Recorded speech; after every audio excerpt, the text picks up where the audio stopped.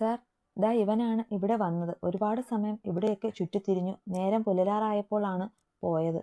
അതുവരെ ഇവിടെ തന്നെ ഉണ്ടായിരുന്നു. പിന്നെ ആദ്യം മാഡം വാതിൽ തുറന്നു. പക്ഷേ അകത്ത് കയറും മുന്നേ മാഡം ഡോറടച്ചു. അലക്സ് അവൻ്റെ ഫോട്ടോയിലേക്ക് സൂക്ഷിച്ചു നോക്കി. ഞാൻ കുറച്ചു കഴിഞ്ഞ് ഓഫീസിൽ പോകും. വൈകുന്നേരം ഇവിടെ എത്തും. അപ്പോൾ ഇവിടെ ഉണ്ടാകണം അവൻ, ഗൗരവത്തിൽ പറഞ്ഞുകൊണ്ട് അലക്സ് കിച്ചണിലേക്ക് പോയി. അവിടെ ഇന്നത്തേക്ക് മാത്രം നിർത്തിയ ഒരു സെർവൻ്റ് ഉണ്ടായിരുന്നു. സാർ, അവനെ കണ്ടത് ബഹുമാനത്തോടെ വിളിച്ചു. കഞ്ഞിയായോ? ആയി സാർ, ദാ എടുത്തു വെച്ചിട്ടുണ്ട്. നിങ്ങൾ വയ്ക്കോ, കാശ് പുറത്തുനിന്ന് വാങ്ങിക്കോ. ശരി സാർ. അലക്സ് കഞ്ഞിയെടുത്ത് മുറിയിലെത്തുമ്പോൾ ദേവു ബെഡിൽ വന്നിരിപ്പുണ്ട്. അവനെ കണ്ട് ഒരു പുഞ്ചിരിയോടെ എണീറ്റ് അവൻ്റെ അടുത്തേക്ക് പോകാൻ തുടങ്ങിയതും അവൻ രൂക്ഷമായി ഒന്ന് നോക്കി. അവൾ വേഗം അവിടെ തന്നെ അടങ്ങിയിരുന്നു. അവൻ ഡോർ അടച്ച് അവളുടെ അടുത്തേക്ക് വന്നിരുന്നു.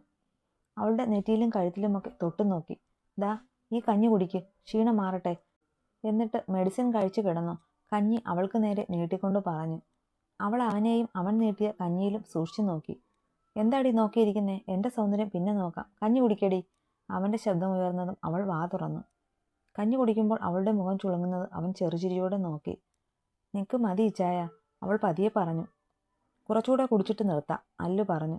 എനിക്ക് മതി ഇച്ചായ, ഈ കഞ്ഞിക്ക് ഒട്ടും ടേസ്റ്റ് ഇല്ല, അവൾ ദയനീയമായി പറഞ്ഞു. മര്യാദയ്ക്ക് പറഞ്ഞ പെണ്ണ് കേൾക്കില്ല. പനി പിടിച്ച് കിടക്കുന്ന നിനക്ക് പിന്നെ ഞാൻ ചിക്കൻ ബിരിയാണി പറയാം.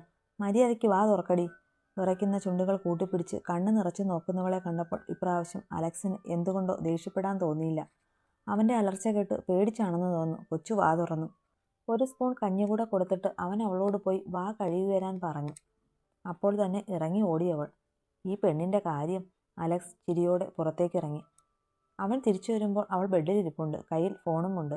അവളുടെ കയ്യിൽ ഫോൺ ഇരിക്കുന്നത് കണ്ട് അവൻ്റെ മുഖം ചുമന്നു. ഡീ, അലർച്ചയായിരുന്നു അത്. ദേവു അവനെ ഒന്ന് നോക്കിയിട്ട് ഫോൺ ടേബിൾ വെച്ചു. നിനക്കല്ലേടി കോപ്പയെ വയ്യാതെ ഇരിക്കുന്നേ, പിന്നെ എന്തിനാ നീ ഫോൺ എടുത്തത്? ഞാൻ കരുതി ഇച്ചായം പോയി കാണുമെന്ന്.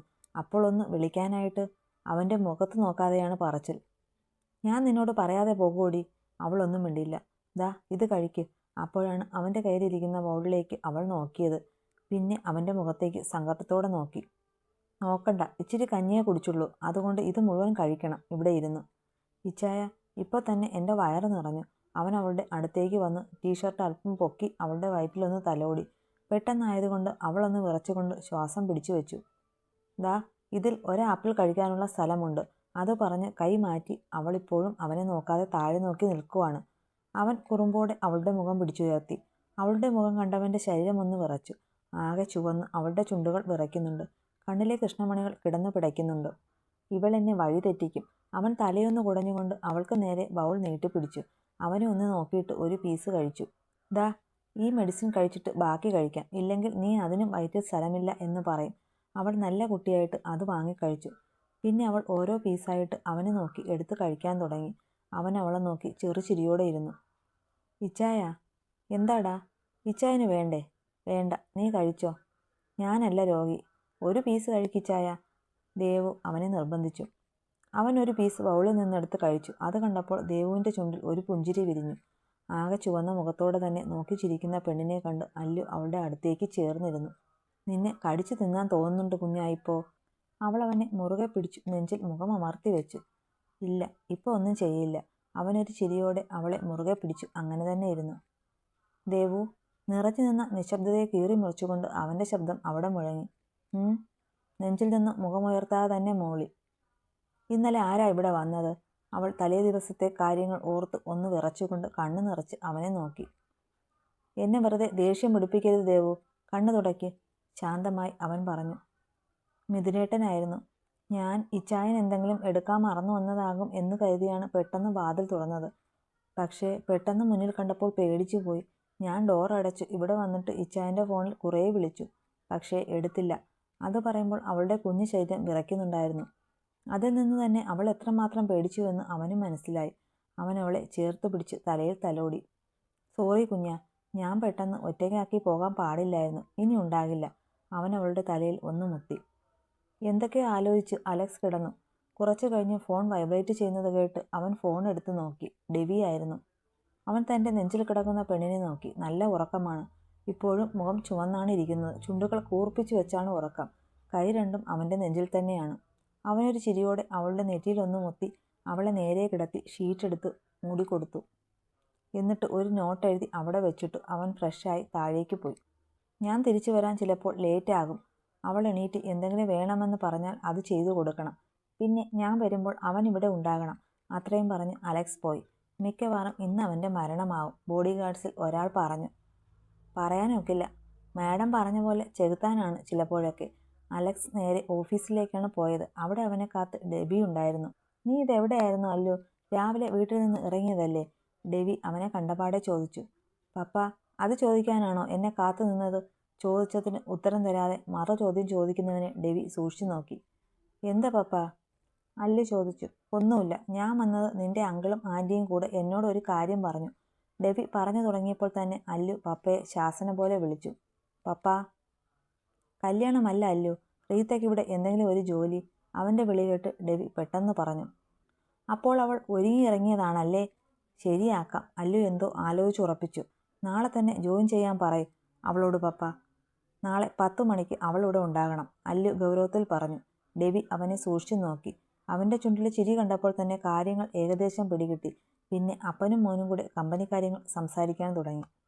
ഓഫീസിൽ നിന്ന് ഇറങ്ങാൻ ടൈമായിരുന്നു ഡെബിയുടെ ചോദ്യം അലക്സിന് നേരെ. അല്ലു, എന്താ അപ്പാ? ഞാൻ ഇന്നലെ ആ സമയത്ത് മനഃപൂർവ്വം ചോദിക്കാത്തതാണ്. ശരിക്കും നിന്റെ മനസ്സിൽ ആരെങ്കിലും ഉണ്ടോ അല്ലു? ഡെബി അവൻ്റെ അടുത്തേക്ക് വന്ന് ചോദിച്ചു. അലക്സിൻ്റെ ചുണ്ടിൽ മനോഹരമായൊരു പുഞ്ചിരി തെളിഞ്ഞു. വല്ലപ്പോഴും മാത്രം വിരിയുന്ന ഒരു പുഞ്ചിരി. അപ്പാ, ഞാൻ ഒരിക്കലും കള്ളം പറഞ്ഞിട്ടില്ല അപ്പയോടും അമ്മയോടും.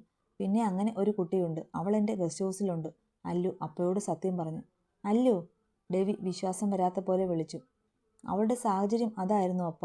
അതാ ഞാൻ അവളെ കൂടെ കൂട്ടിയത്. ഒരുപാട് വർഷത്തെ റിലേഷൻ ഒന്നുമില്ല, 2 മാസവും കുറച്ച് ദിവസവും അത്രേ ആയിട്ടുള്ളൂ കണ്ടിട്ട് പരിചയപ്പെട്ടിട്ട്. ഇന്ന് ഈ അലക്സിന് ഈ ലോകത്തിൽ അവളെക്കാൾ പ്രിയപ്പെട്ടത് ഒന്നുമില്ലപ്പാ. അല്ലു അവളെക്കുറിച്ച് പറയുമ്പോൾ മുഖത്തുണ്ടാകുന്ന തെളിച്ചവും വാക്കുകളുടെ വ്യക്തതയും മാത്രം മതിയായിരുന്നു ഡെബിക്ക് അല്ലുവിൻ്റെ പ്രണയം മനസ്സിലാക്കാൻ. അല്ലു, ജീവിതമാണ്, സൂക്ഷിച്ച് വേണം തീരുമാനമെടുക്കാൻ. പിന്നെ നീ ഒരിക്കലും തെറ്റായ ഒരു തീരുമാനമെടുക്കില്ലെന്ന് എനിക്കറിയാം, ഡെബി ഗൗരവത്തിൽ പറഞ്ഞു. അവൻ അപ്പനെ നോക്കി ചിരിച്ചു. അല്ലു, ആ കുട്ടിയുടെ പാരൻസ്? ഡെബി ചോദിച്ചു. അവൻ അപ്പനെ ഒന്ന് നോക്കിയിട്ട് അവളുടെ ജീവിതം മുഴുവൻ പറഞ്ഞു കൊടുത്തു. പാവം, ആ കുട്ടി കുറേ അനുഭവിച്ചു കാണുമല്ലോ, ഡെബി സഹതാപത്തോടെ പറഞ്ഞു. അല്ലു മറുപടിയായി ഒന്നും മുളുക മാത്രം ചെയ്തു. അല്ലു, നീ വീട്ടിലേക്കാണോ അതോ? ഡെബി ചോദിച്ചു. ഇല്ലപ്പാ, എനിക്ക് അവളെ പോയി ഒന്ന് കാണണം. പനിയായിട്ടിരിക്കുക. വൈകുന്നേരം ഞാനങ്ങെത്തും. പിന്നെ റീത്തയുടെ കാര്യം അപ്പ പറഞ്ഞാൽ മതി, അല്ലു പറഞ്ഞു. പിന്നെ രണ്ടുപേരും യാത്ര പറഞ്ഞ് 2 വഴിക്ക് ഇറങ്ങി.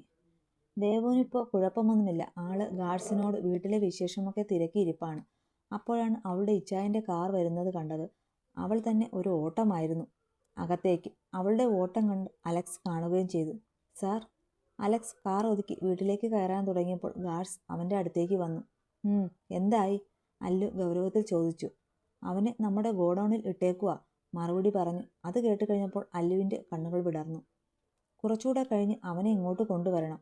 അല്ല, അവൾ എന്താ ഇവിടെ ചെയ്തുകൊണ്ടിരുന്നേ? അല്ലു ചോദിച്ചു. ഗാർഡ്സ് മറുപടി പറയാതെ പരസ്പരം നോക്കി പതുങ്ങി. ചോദിച്ചത് കേട്ടില്ലേ? മറുപടി കിട്ടാതായപ്പോൾ അവൻ്റെ ശബ്ദം കടുത്തു. മാഡം ഞങ്ങളുടെ വിശേഷമൊക്കെ തിരക്കിയിരുന്നതാണ്. ബോറടിക്കുന്നുവെന്ന് പറഞ്ഞു സാറിനെ കണ്ടതും ഓടി. അവർ സത്യം പറഞ്ഞു. അവനൊന്ന് അമർത്തി മൂളിക്കൊണ്ട് അകത്തേക്ക് പോയി. അവൻ അകത്ത് കയറുമ്പോൾ അവിടെയെങ്ങും അവളെ കണ്ടില്ല. അവൻ മുറിയിലേക്ക് പോയപ്പോൾ കണ്ണടച്ച് കിടക്കുവാണ് പെണ്ണ്. അവനവളുടെ കിടപ്പ് കണ്ട് ചിരി വന്നു. അവൻ ശബ്ദമുണ്ടാക്കാതെ അവളുടെ അടുത്തേക്ക് പോയി കിടന്നു. അവളുടെ വയറ്റിലൂടെ കൈ ചുറ്റി അവനോട് ചേർത്ത് കിടത്തി. അവളുടെ വിറയൽ അവന് വ്യക്തമായി മനസ്സിലായി. അവൻ ചിരി കടിച്ചു പിടിച്ചു. അവളുടെ കാതിലെ കമ്മലടക്കം ഒന്ന് നുണഞ്ഞു. അവൾ അവൻ്റെ കയ്യിൽ മുറുകെ പിടിച്ചു. എൻ്റെ കൊച്ച് ഭയങ്കര ഉറക്കമായിരുന്നോ? കുസൃതി ചിരിയോടെ ചോദിച്ചു. അവൾ ഒന്നും മിണ്ടാതെ അവനോട് ചേർന്ന് കിടന്നു. ഡീ കള്ളി, ഞാൻ കണ്ടു അവിടെ നിങ്ങോട്ട് ഓടുന്നത്. അവൾ വേഗം അവനെ തിരിഞ്ഞു നോക്കി. എന്തടി ഉണ്ടക്കണ്ണി നോക്കുന്നേ? ഞാനിവിടെ ഇരുന്ന് ബോറടിച്ചിട്ടാ അവരോട് മിണ്ടിയത്. ഇപ്പൊ കരയും എന്ന അവസ്ഥയിലാണ് അവൾ പറഞ്ഞത്. അത് കേട്ട് അവന് ചിരി വന്നു. അതിന് ഞാനൊന്നും പറഞ്ഞില്ലല്ലോ എൻ്റെ കൊച്ചെ. നിന്റെ ബോറടി നാളെ മാറും. രാവിലെ ഓഫീസിലെത്തിക്കോണം. പനിയൊക്കെ മാറി ആൾ ഉഷാറായല്ലോ, അല്ലു അവളുടെ തലയിൽ തലോടിക്കൊണ്ട് പറഞ്ഞു. വൈകുന്നേരം എല്ലാവരും സംസാരിച്ചിരിക്കുമ്പോഴാണ് ഡെവി അലക്സ് പറഞ്ഞ കാര്യം സംസാരിച്ചത്. ടോണി, റീത്തയോട് നാളെ 10 മണിക്ക് കമ്പനിയിൽ ജോയിൻ ചെയ്യാൻ പറഞ്ഞിട്ടുണ്ട്. ഡെവി പറഞ്ഞത് കേട്ട് റീത്തയുടെ മുഖത്ത് പൂനിലാവ് ഉദിച്ചതുപോലെ തിളങ്ങി. പിന്നെ അവനെ അറിയാമല്ലോ, അവൻ 10 മണിക്കാണ് അവിടെ എത്താൻ പറഞ്ഞത്. ആ സമയത്ത് അവിടെ എത്തിയില്ലെങ്കിൽ പിന്നെ എന്താ ഉണ്ടാകുന്നതെന്ന് എനിക്കറിയില്ല. ഡെവി റീത്തയെ നോക്കി പറഞ്ഞു. നിയയുടെ മുഖം കടന്നൽ കുത്തിയതുപോലെ വീർത്തു. ഇച്ചായ, അവൻ ഇനി ഇങ്ങോട്ട് വരില്ലേ? ജെസ്സി ചോദിച്ചു.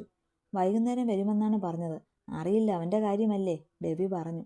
ഇങ്ങനെ ഒരു ഉറപ്പുമില്ലാത്തത് കൊണ്ട് അവൻ്റെ കല്യാണത്തെക്കുറിച്ച് ഡയാന പറഞ്ഞു തുടങ്ങിയതും നിയ ഇടയിൽ കയറി സംസാരിച്ചു. ചാച്ചൻ വീട്ടിൽ കയറാൻ കല്യാണം കഴിപ്പിക്കണമെന്നൊന്നുമില്ല. എന്തെങ്കിലും ഒരു കാര്യമില്ലാതെ ചാച്ചൻ ഇങ്ങനെ വരാതെ ഇരിക്കില്ല. അത് പറഞ്ഞ് നിയ അകത്തേക്ക് പോയി. ഡയാനയാണെങ്കിൽ അവൾ പോയ വഴിയെ ദേഷ്യത്തിലൊന്നും നോക്കി. ഡെവി ഒരു ചിരിയോടെ എണീറ്റ് നിയയുടെ അടുത്തേക്ക് പോയി. അവൾ മുറിയിലെത്തി മുഖം വീർപ്പിച്ചിരിപ്പാണ്. അടുത്തു തന്നെ റിയയുമുണ്ട്. പെട്ടെന്ന് ഡെവിയെ മുറിയിൽ കണ്ടു അവൾ എണീറ്റ് നിന്നു. മോള് താഴേക്ക് പൊയ്ക്കോ, എനിക്ക് ഇവളോട് കുറച്ച് സംസാരിക്കാനുണ്ട്, റിയയോട് പറഞ്ഞു. ശരി അങ്കിൾ, റിയ ഒരു ചിരിയോടെ പറഞ്ഞു താഴേക്ക് പോയി. നിയ പപ്പയെ സൂക്ഷിച്ചു നോക്കി. സാധാരണ മുറിയിലേക്ക് വരണമെങ്കിൽ തന്നോട് എന്തെങ്കിലും പ്രധാനപ്പെട്ട കാര്യങ്ങൾ പറയാനാകും. എന്താ പപ്പ? നിയ പപ്പയെ സൂക്ഷിച്ചു നോക്കി ചോദിച്ചു. ചാച്ചൻ റീത്തയെ കമ്പനിയിൽ ജോലിക്ക് നിർത്തുന്നത് എൻ്റെ മോൾക്ക് തീരെ ഇഷ്ടമല്ലെന്ന് തോന്നുന്നു, ഡെവി ചെറുചിരിയോടെ ചോദിച്ചു. ഇല്ല, എനിക്കിഷ്ടമല്ല. അഹങ്കാരത്തിന് കൈയും കാലും വെച്ച ഒരു സാധനം, സ്വന്തം അനിയത്തോട് പോലും ഒരു സ്നേഹവുമില്ലാത്ത പൂതന, നിയ അവളുടെ ഉള്ളിൽ നുരഞ്ഞു പൊന്തിയ ദേഷ്യത്തോടെ പറഞ്ഞു. നിയ, ഡെവി കടുപ്പത്തെ വിളിച്ചു. സോറി പപ്പ, നിയ തലകുനിച്ചുകൊണ്ട് പറഞ്ഞു. അവൾ നിന്റെ ചേച്ചിയല്ലേ മോളെ, ഇങ്ങനെയാണോ മൂത്തവരെക്കുറിച്ച് പറയാനുള്ളത്? ഡെവി സൗമ്യമായ ശാസനയോടെ ചോദിച്ചു. അവളൊന്നും മിണ്ടിയില്ല. ഡെവി അവളെ ചേർത്ത് പിടിച്ചു. ഞാൻ വന്നത് വേറൊരു കാര്യം ചോദിക്കാനാണ്. അവൾ അപ്പനെ സൂക്ഷിച്ചു നോക്കി. മോൾക്ക് അല്ലുവിൻ്റെ പെണ്ണിനെ അറിയോ? നിയയുടെ കണ്ണ് ഇപ്പോൾ താഴെ വീഴും പോലെയായി. എൻ്റെ പപ്പ, ആ ചെകുത്താൻ ഇന്നലെ അങ്ങനെ ഒരു ചേച്ചിയെക്കുറിച്ച് പറഞ്ഞപ്പോഴാണ് ഞാൻ അറിയുന്നത് തന്നെ, നിയ സങ്കടത്തിൽ പറഞ്ഞു. ഡെവി ചിരിച്ചു. ശരി, പിന്നെ റീത്തയോട് അധികം ദേഷ്യമൊന്നും വേണ്ട. നിന്റെ ചേച്ചിയാണ് അവൾ. അതിനവൾ മുഖം തിരിച്ചു. അവളുടെ തലയിലൊന്ന് തലോടി ചിരിയോട് ഡെവി താഴേക്ക് പോയി. ദേവും അലക്സും ഫുഡൊക്കെ കഴിച്ചിരിക്കുമ്പോഴാണ് കോളിംഗ് ബെൽ കേട്ടത്. അവൾ വേഗം അലക്സിനെ നോക്കി എണീറ്റ് പോകാൻ തുടങ്ങിയതും അവൻ അവളുടെ കയ്യിൽ പിടിച്ചു. അല്ല ചായ, വീട്ടിൽ നിന്ന് ആരെങ്കിലും? ദേവ് പറഞ്ഞു. അതിനവർ നിന്നെ പിടിച്ചു തിന്നാൻ പോകുന്നില്ല. നീ എൻ്റെ പെണ്ണ, അടങ്ങി ഇവിടെ ഇരുന്നോണം, അവളോട് ഗൗരവത്തിൽ പറഞ്ഞു. അവൻ എണീറ്റ് ഡോർ തുറന്നു. ആ സമയം തന്നെ എന്തോ ഒന്ന് അകത്തേക്ക് വന്നു വീണു. ദേവ് പെട്ടെന്ന് ഇരിക്കുന്നിടത്ത് നിന്ന് എണീറ്റ് നോക്കി. മുന്നിൽ കിടക്കുന്ന മിഥുനെ കണ്ടവളുടെ ഉള്ളിൽ പേടി നിറഞ്ഞു. അവൻ മുഖമുയർത്തി നോക്കിയപ്പോൾ അവളെ കണ്ടു. അവൻ്റെ കണ്ണ് ഒന്ന് തിളങ്ങി. അവൻ ചാടി എണീറ്റ് അവളുടെ അടുത്തേക്ക് പാഞ്ഞു. അപ്പം മോള് ഇവർക്കെല്ലാവർക്കും വിരുന്ന് ഒരുക്കുന്നുണ്ടല്ലേ? പിന്നെ എന്നെ കൂടെ ആ കൂട്ടത്തിൽ കൂട്ടിയാൽ എന്താടി? അവൻ ചോദിച്ചതും അവൾ പേടിച്ച് പുറകിലേക്ക് നീങ്ങി. അവൻ അവളുടെ അടുത്തേക്ക് നീങ്ങാൻ തുടങ്ങിയതും അലക്സ് അവനെ വിളിച്ചു. ഇവളെ നിനക്കെങ്ങനെ അറിയാം? അല്ലു ചോദിച്ചു. ഇവളെൻ്റെ മുറപ്പെണ്ണാണ് സാറേ. പിന്നെ എന്നെ മടുത്തപ്പോൾ സാറിൻ്റെ കൂടെ ഇറങ്ങി വന്നതാകും ഇവൾ. ഇവളെ കൊണ്ടു പോകാനാണ് സാർ എന്നെ വിളിച്ചതെങ്കിൽ അതിനൊരു ബലപ്രയോഗം വേണ്ടായിരുന്നു, മിഥുൻ പറഞ്ഞു. എൻ്റെ മുന്നിൽ നിന്ന് നീ എൻ്റെ പെണ്ണിനെ ഒന്ന് കൊണ്ടുപോയി നോക്ക്. അതുവരെ ചിരിയോടെ നിന്ന അലക്സിൻ്റെ മുഖം മാറി. അവനെ കൊല്ലാൻ പാകത്തിന് മുഖം ദേഷ്യം കൊണ്ട് വലിഞ്ഞു മുറുകി. അവൻ്റെ ആ രൂപം കണ്ടു ദേവു പേടിച്ചു. ഓ, അപ്പോൾ പണിയാനായിരുന്നോ ഇങ്ങോട്ട് കൊണ്ടുവന്നത്? മിഥുൻ മുരണ്ടു. അതേ, പണിയാൻ തന്നെയാണ് വിളിച്ചത്. അപ്പോൾ എങ്ങനെ, തുടങ്ങിയാലോ? അലക്സ് ചോദിച്ചു കഴിഞ്ഞതും മിഥുൻ അവളെ ഒന്ന് നോക്കിയിട്ട് അലക്സിൻ്റെ അടുത്തേക്ക് പാഞ്ഞു. അലക്സിനെ നെഞ്ചിലേക്ക് ചവിട്ടാൻ കാലുയർത്തിയതും അവൻ തടഞ്ഞുകൊണ്ട് അവൻ്റെ കാലിനെ പിടിച്ചു തിരിച്ചു. അവൻ വീണ്ടും മുരണ്ടുകൊണ്ട് എണീറ്റ് അലക്സിനെ ചവിട്ടാനും അടിക്കാനും തുടങ്ങി. പിന്നെ രണ്ടുപേരും കൂടെ പരസ്പരം അടിച്ചു. ഇച്ചായൻ 3/4 ഭാഗം അടിയും തടഞ്ഞു. എന്നാൽ അപ്പോഴേക്കും മിഥുൻ ഒരു പരുവമായിരുന്നു. അവൻ്റെ വായിൽ നിന്നും മൂക്കിൽ നിന്നുമൊക്കെ ചോര വരാൻ തുടങ്ങി. ഇനിയും അടി കൊണ്ടാൽ ചിലപ്പോൾ അവൻ ചത്തുപോകുമെന്ന് തോന്നി. കാരണം സ്റ്റിക്ക് വെച്ച് അവൻ്റെ കൈയും കാലും ഒക്കെ ചതച്ചു. ദേവുവിന് അവളുടെ ഇച്ചായൻ്റെ അപ്പോഴത്തെ ഭാവം കണ്ട് പേടി തോന്നി. ഇനിയും തടഞ്ഞില്ലെങ്കിൽ അവളുടെ ഇച്ചായൻ കൊലപാതകയാകുമെന്ന് അവൾക്ക് ഉറപ്പായിരുന്നു. അവൾ വേഗം അവൻ്റെ അടുത്തേക്ക് പോയി അവൻ്റെ കയ്യിൽ പിടിച്ചു. അവൻ എന്നാൽ അതൊന്നും അറിയാതെ അവളുടെ കൈ കുടഞ്ഞ് എറിഞ്ഞു. മിഥുൻ്റെ വിളി കേൾക്കുന്തോറും അവൾക്ക് പേടി കൂടി. അവൾ അലക്സിനെ മുറുകെ കെട്ടിപ്പിടിച്ചു. അവളുടെ വിറയ്ക്കുന്ന ശരീരത്തിൻ്റെ തണുപ്പ് അറിഞ്ഞതും അവൻ സ്റ്റിക്ക് താഴെയിട്ടു. പ്ലീസ് ഇച്ചായ, ഇനിയൊന്നും ചെയ്യല്ലേ. അപ്പച്ചിക്ക് മിഥുനേട്ടൻ മാത്രമേ ഉള്ളൂ, അവൾ കരഞ്ഞുകൊണ്ട് പറഞ്ഞു. അവൻ കണ്ണുകൾ അടച്ചുകൊണ്ട് അവളെ മുറുകെ പിടിച്ചു. അവളുടെ പേടി അവന് മനസ്സിലായി. ഒന്നുമില്ല, ഞാൻ ഇനി ഒന്നും ചെയ്യില്ല. അവൾ ആശ്വാസത്തോടെ അവനെ മുഖമുയർത്തി നോക്കി. അവൻ അവളുടെ നെറ്റിയിലൊന്ന് മുത്തി അവളെ മാറ്റി നിർത്തി മിഥുൻ്റെ അടുത്തേക്ക് നീങ്ങി. ഇനി ഇവളെ തേടി നിന്റെ നിഴൽ പോലും വരരുത്. വന്നാൽ പിന്നെ നിന്നെ ആരും കാണില്ല, അവന് കേൾക്കാൻ പാകത്തിന് പറഞ്ഞു. മറഞ്ഞു തുടങ്ങിയ ബോധത്തിൽ മിഥുൻ അവൻ്റെ കണ്ണിലെ തീഷ്ണത കണ്ടു. ഇവനെ എടുത്ത് ഏതെങ്കിലും ഹോസ്പിറ്റലിൽ കൊണ്ടിട്. കേൾക്കാൻ കാത്തു നിന്നതുപോലെ ഗാർഡ്സ് അവനെ എടുത്തുകൊണ്ടുപോയി. അലക്സ് ദേവുവിൻ്റെ അടുത്തേക്ക് പോയി. അവളിപ്പോഴും പേടി മാറാതെ അവിടെ ഇരിപ്പുണ്ട്. അവൻ അടുത്തു വന്നപ്പോൾ അവൾ പേടിയോടെ അവനെ നോക്കി. അത് കണ്ടവൻ നെഞ്ചൊന്ന് ആളി. ദേവു, അല്ലു പതിയെ വിളിച്ചു. അവൾ അവനെ നോക്കാതെ മൂളി. അവൻ അവളെ എടുത്തു മടിയിലിരുത്തി. എന്നെ നോക്ക്. അവൾ പേടിയോടെ അവനെ നോക്കി. നീ ഇങ്ങനെ എന്നെ പേടിച്ച് നോക്കാതെ ദേവു, എനിക്കത് സഹിക്കൂല. അവൻ്റെ സ്വരത്തിലെ ഇടർച്ച കണ്ടതും അവളുടെ കണ്ണു നിറഞ്ഞു. നിന്നെ ഞാനല്ലാതെ വേറെ ആരും വേദനിപ്പിക്കുന്നത് എനിക്കിഷ്ടമല്ല ദേവു. അങ്ങനെ ആരെങ്കിലും ചെയ്താൽ ചിലപ്പോൾ നീ പറയാറുള്ള ചെകുത്താനാകും ഞാൻ. അവളുടെ നെറ്റിയിൽ മുത്തിക്കൊണ്ട് അവളെ പൊതിഞ്ഞു പിടിച്ചുകൊണ്ട് പറഞ്ഞു. എന്തിനോ വേണ്ടി അവളുടെ ചുണ്ടിൽ ഒരു പുഞ്ചിരി വിരിഞ്ഞു.